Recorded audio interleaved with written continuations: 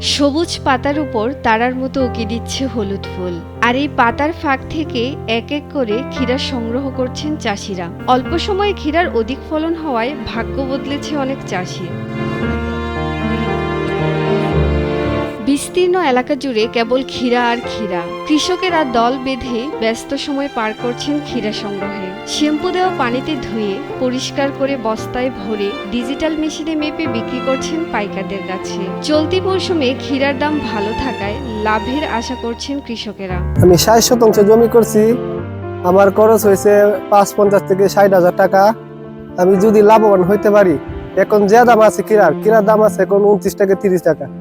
যদি আগার নিগার এভাবে বেচে যাইতে পারি তাহলে আমাদের ২-২.৫ লাখ টাকা আপনার বিক্রি করার আশা আছে। কিশোরগঞ্জের তাড়াইল উপজেলার বিভিন্ন ইউনিয়নে ক্ষীরার চাষ হলেও সবচেয়ে বেশি চাষাবাদ হয়েছে জাওয়ার ইউনিয়নে। ব্যস্ততার কারণে প্রতি বছর নিজের জমি অন্য কৃষককে বর্গা দেন ফাইজুল ইসলাম। লাভের আশায় এবার এই জমিতেই তিনি নিজেই করেছেন ক্ষীরা চাষ। ওই জমি প্রতি বছর জমা দিতাম, তো হঠাৎ করে আমি চিন্তা করলাম জমি জমা দেয় বেড়ে যদি লাভ করতে পারে তা আমার নিজস্ব জমি আমি নিজে করতে সমস্যা কোথায়।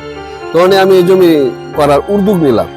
চাকরির পাশাপাশি আমি নিজের জমি নিজে একটু করার চেষ্টা করলাম।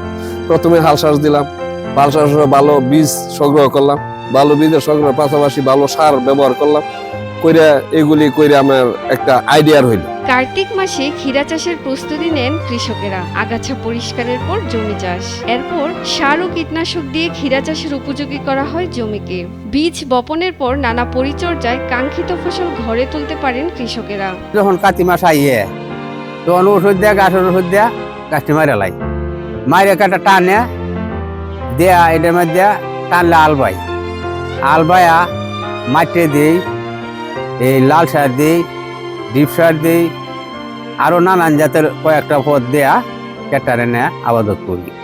করলে কেটটা আস্তে আস্তে সুন্দর হয়ে উঠতে দেয়। জমিতে ক্ষীরার বীজ বপনের ৭ দিনের মধ্যে চারা গজায়। এরপর পোকা ও অন্যান্য রোগ দূর করতে প্রতি সপ্তাহে কীটনাশক ও ভিটামিন স্প্রে করতে হয় বলে জানায় ক্ষীরা চাষী শফিকুল ইসলাম। বীজ বপনের ৪০ থেকে ৪৫ দিনের মধ্যে ক্ষীরা সংগ্রহ করা যায় বলেও জানায় এই চাষী। সপ্তাহ ৮ দিন পরে আপনার ক্ষীরা বীজ জ্বালা, সপ্তাহ ৮ দিন পরে আপনার প্রায় মাস ১.৫ মাস পরে আপনার ফসল থেকে বীজ ক্ষীরা তোলা যায়।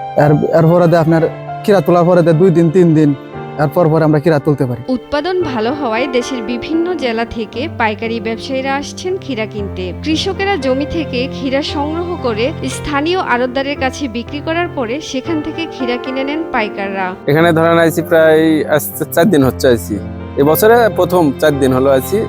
এখানে ধরেন কৃষকেরা নিয়ে আসি, ধরেন আপনার এখানে আড়তদারের মাধ্যমে আমরা নিই।